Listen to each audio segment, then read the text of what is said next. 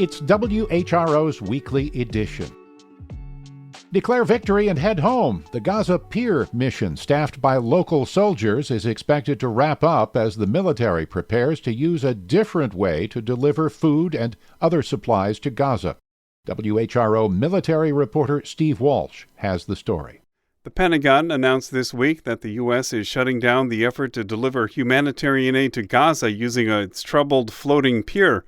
Soldiers from the 7th Transportation Brigade are expected to remain in the region to deliver the last 5 million pounds of aid to the port of Oceana in Israel, says Pentagon spokeswoman Sabrina Singh. We want to make sure that aid is going to continue to flow into Gaza, but this new route that aid flows through Ashdod will ultimately be managed by USAID and other humanitarian organizations. Roughly 500 soldiers left Langley, Houston in March to make the 1-month-long trip to Gaza. The Pentagon says the pier delivered 20 million pounds of aid to people facing starvation. Steve Walsh, WHRO News. How to keep young workers in Hampton Roads. There are some people working on that. WHRO's Ryan Murphy has the latest. Data shows the region is losing young professionals and recent college graduates to areas like Raleigh at alarming rates. A lot of what we want to try to do is use this out-migration data and understand the why people have been leaving, but more importantly, how do we solve for it? That's Nancy Gurdon from the Hampton Roads Executive Roundtable, which recently commissioned a study of the problem. The report flags affordability, availability of housing and health care, a lack of job opportunities, and perceptions of safety as the biggest things pushing people away from Hampton Roads. Gurdon says those leaving are mostly non-military workers who moved here as adults and don't have kids. But a different group could be key to tackling the issue. Boomerangers are people who grew up here, left, came back. Those boomerangers often return because of family ties, but many also say the cost of living here is part of the reason they returned. Ryan Murphy, WHRO News. William & Mary has received its largest ever donation in order to expand a school devoted to marine science. We get details from WHRO's Catherine Hafner. The school will now be called the Batten School of Coastal and Marine Sciences, after local philanthropist Jane Batten, who gave $100 million. University President Catherine Rowe says about half will go to programming, including hiring lots of faculty. What this gift does is allow us very rapidly to expand the degree programs in a way that would just have gone much more slowly without teaching and research faculty to support a much larger group of students. They'll use the rest to transform the existing campus at the Virginia Institute of Marine Science. A key piece of the expansion is a new undergraduate marine science degree the school hopes to launch next fall. They'll first need state approval. Catherine Hafner, WHRO News. And we should mention Jane Batten is also a financial supporter of WHRO. How you going to keep them down on the farm after they've seen, well, you know. 2 athletes with ties to Chesapeake are traveling to Paris this month to compete in the 2024 Olympics. Details from WHRO's Nash Phillips.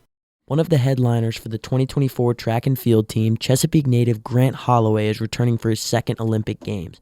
The former world champion and Grassfield High School graduate won a silver medal in the 110-meter hurdles at the 2021 Games. He told WTKR in 2021 he's eager to build upon that mark. That just gives me momentum and something to strive for the future. Of course, having this silver medal is going to make me work a little bit harder this offseason. Viral high school phenom, 16-year-old Quincy Wilson, also hails from Chesapeake. He's the youngest ever athlete to make the USA men's track and field team and holds the under-18 world record in the 400-meter dash. Wilson attended Great Bridge Middle School before relocating for high school and used to train with Holloway's father, Stan. Nash Phillips, WHRO News. It's a new $19 million police station for Williamsburg, and it wasn't exactly a groundbreaking, it was a beam signing. WHRO's Nick McNamara was there. Williamsburg Police Chief Sean Dunn is looking forward to the department's new building, one he says will meet the needs of a 21st century police force. He was joined by Mayor Doug Pons and state officials to autograph a key support beam for the building. This facility will serve our community for 40 years, maybe even more, so it really is a proud day for us. Williamsburg police have been housed in their current building since the late 70s. The new building will include dedicated reporting rooms for victims, an officer fitness room, and a community meeting space. The station is expected to be completed in the fall of 2025. Nick McNamara, WHRO News. The shoreline south of the James River Bridge may look a bit different over the next few years. The Virginia Department of Wildlife Resources has been awarded an $8 million grant to support a shoreline protection project at Ragged Island Wildlife Management Area in Isle of Wight County. Nearly 300 feet of shoreline has been lost since the late 1930s. If you're crossing the James River Bridge from Newport News to Isle of Wight, the area involved is off to the left. Christopher Newport University and the Ducks Unlimited Conservation Group are also involved in the project.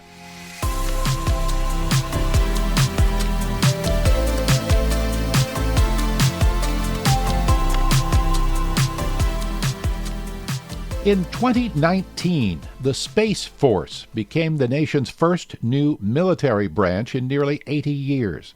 Now Congress is already thinking about starting another one. And as Jay Price reports for the American Homefront Project, the new branch's domain would not be physical. Here's a hint. That's what a new cyber force would sound like in battle.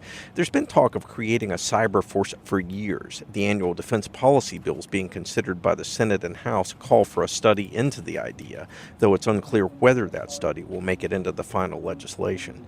Already, the existing service branches have thousands of cyber operators, like the one at this keyboard. So right now I'm configuring the Operation Tobacco Road cyber exercise. Specialist Isaac Marshall is a soldier at the North Carolina National Guard Cybersecurity Response Force. His team looks for vulnerabilities in state and local government computer networks.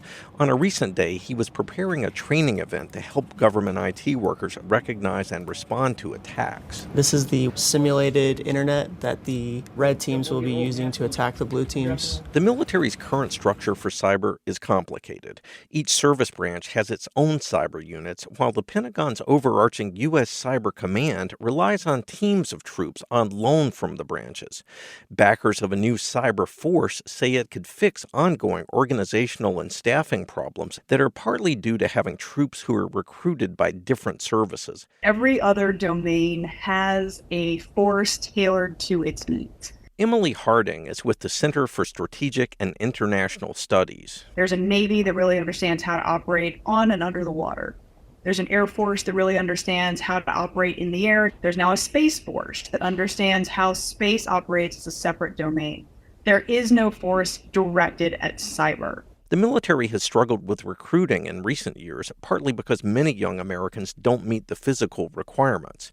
Harding says a separate cyber force could set its own standards. The cadre of people you might want to hire for a cyber force might not necessarily need to meet the same physical specifications.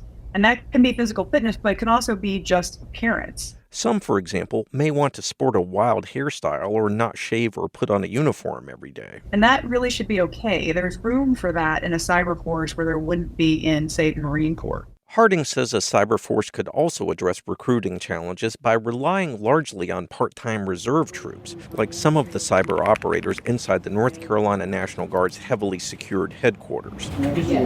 Guardsmen and reservists can continue to work full-time private sector jobs in the high-paying tech industry while getting advanced training and government benefits through their military duties. Lieutenant Colonel Seth Barron is Chief of Cyber Operations for the North Carolina Guard. There's a lot of people that want to do cyber. There's so many that I don't even have enough slots to put them all into. Some see risk in creating a new cyber service. Vanderbilt University professor Charlie Moore is a retired Air Force lieutenant general and is a former deputy commander of U.S. Cyber Command. He says it would be too disruptive to shift around the military's cyber experts. We're in a state of persistent engagement with our adversaries in cyberspace. And the threats are too great right now, and the costs are too high for us to lose focus on what's going on inside the domain at the current moment. Moore says some recent changes will help Cyber Command address organizational issues without creating a whole new branch. And he's confident the command and the individual services can address the recruiting issues together. That's a much easier fix than standing up an individual service. Experts on both sides of the argument say regardless of whether Congress eventually decides to create a cyber force, each of the existing services will still have specific needs they have to handle themselves. The cyber needs needs for a submarine, for example, are substantially different from those for a fighter jet or tank. So the branches would all need to retain at least some cyber specialists of their own. I'm Jay Price, reporting.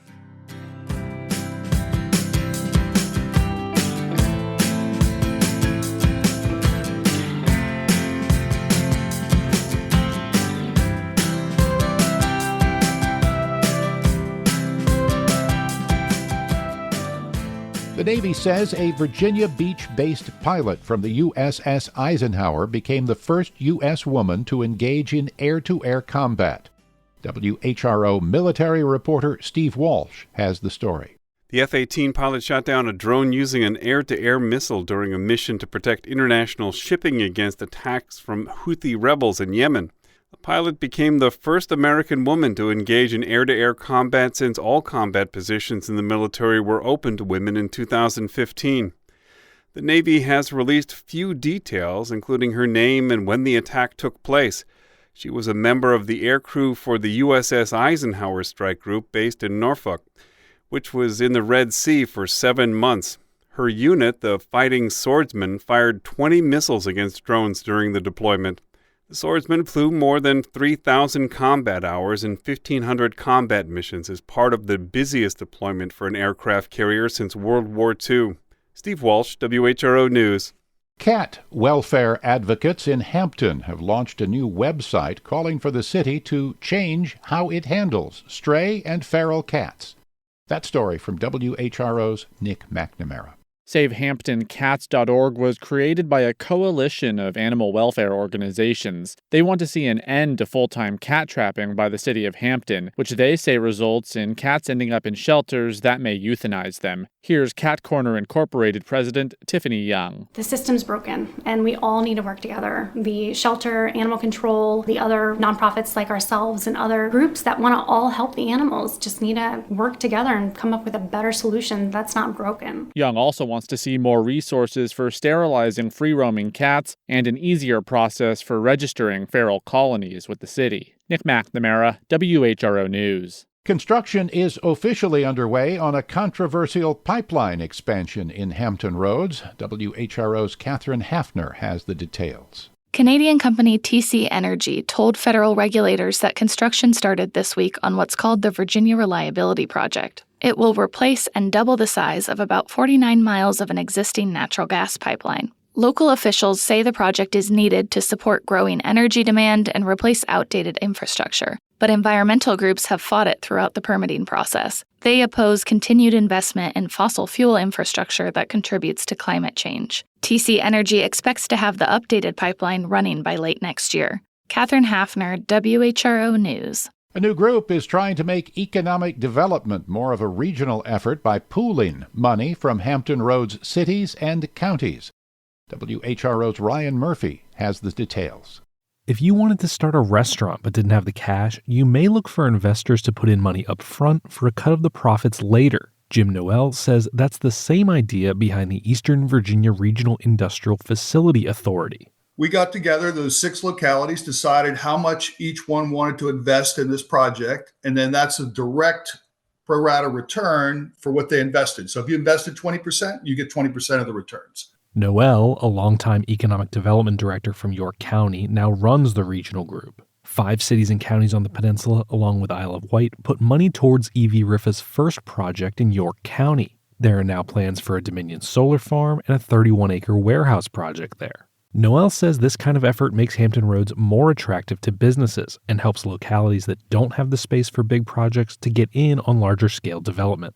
Ryan Murphy, WHRO News.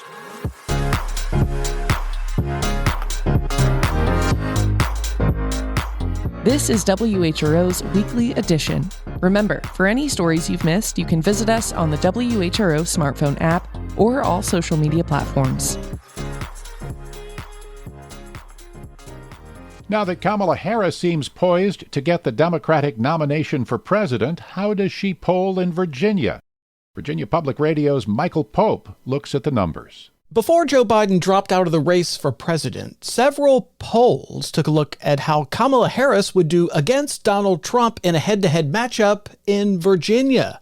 J. Miles Coleman at the UVA Center for Politics says the polls present a mixed picture. The New York Times released a poll of Virginia recently, and Biden was up 3. Harris was up by closer to 5 points, so a little better. But in some of the other Virginia polls recently, I know the Emerson one and the VCU one, she was about exactly the same as Biden. Mark Rozelle is dean of the Schar School at George Mason University, and he says any Democrat running against Trump would probably fare as well as Biden, if not marginally better. And he says that could win the election. Marginally better could be the difference in this election cycle.